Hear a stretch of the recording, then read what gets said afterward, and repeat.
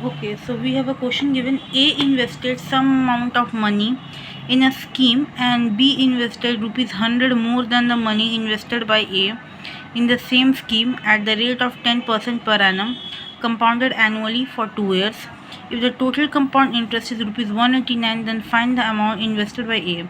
So यहाँ पर question में दिया गया है कि A ने किसी एक स्कीम में कुछ रुपए इन्वेस्ट किए हैं, B ने उससे 100 रुपये ज़्यादा इन्वेस्ट किए हैं, ठीक है, और दोनों की जो रेट है वो सेम है जो कि 10% है, और ये 2 साल में बात हो रही है। मतलब इस स्कीम में 2 साल के लिए 10% में दोनों ने कुछ पैसे इन्वेस्ट किए हैं, जिसमें बी ने ए से 100 रुपीज़ ज़्यादा इन्वेस्ट किए हैं। तो अगर पूछा जा रहा है कि अगर टोटल कंपाउंड इंटरेस्ट 189 है तो आप पता कीजिए कि ए ने इनिशियली कितना अमाउंट इन्वेस्ट किया था।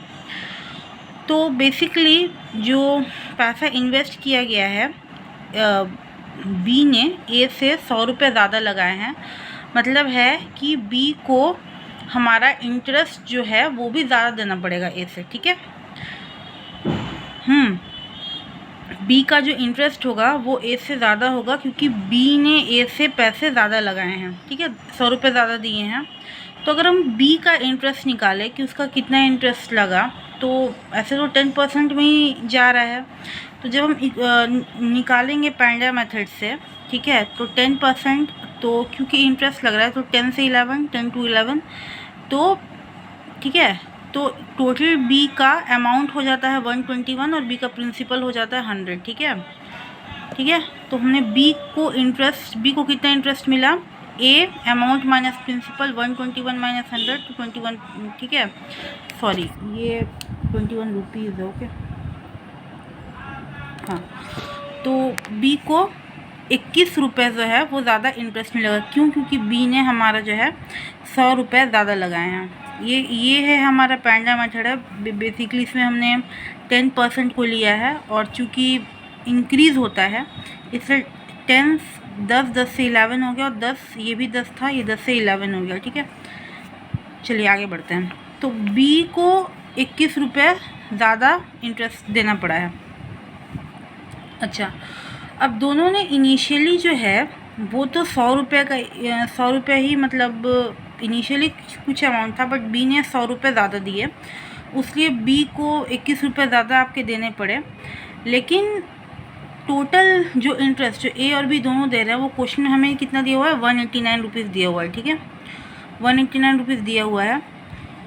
और बी के चलते जो है, बी ने चूँकि 100 रुपये ज़्यादा लगाए थे तो उसे 21 रुपये ज़्यादा देने पड़ रहे थे।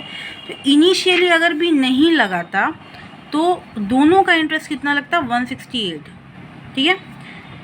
21 रुपये तो बी का ज़्यादा लगा, तो जो टोटल उनका है उससे हमने 189 से माइनस 21 किया, तो हमारा है 168। माइनस क्यों किया, क्योंकि 21 रुपये बी के चलते ज़्यादा लगे हैं, तो हमने टोटल दोनों को कितना मिला था थॉरली, और दोनों को 168 मिला था इक्वल अमाउंट में, और बी ने 21 रुपये ज़्यादा लगाए थे, ठीक है।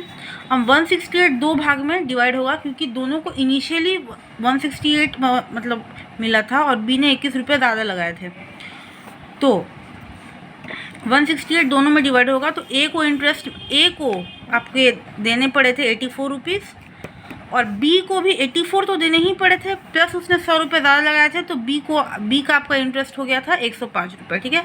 84 + 21 105, ओके। सो आगे बढ़ते हैं।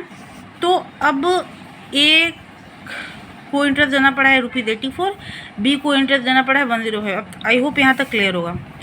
अच्छा, अब ए को आपका 2 साल का इंटरेस्ट ए को भी लगा है, तो यहाँ पे हम लोग इक्विवेलेंट जो हमारा फार्मूला होता है, सक्सेसिव जो फार्मूला होता है, वहाँ से हम लोगों ने ए को कितना % लगेगा इंटरेस्ट वो हमने निकाला, 10 + 10 + 10 × 10 / 100 तो 21%। तो ठीक है, तो ए को 21% में ₹84 देने पड़ रहे हैं, तो 1% में 84/21, तो 100 में 84/21 × 100, तो ये आपका ₹400 हो जाएगा। मतलब ए ने इनिशियली ₹400 इन्वेस्ट किए थे। Okay, thank you very much.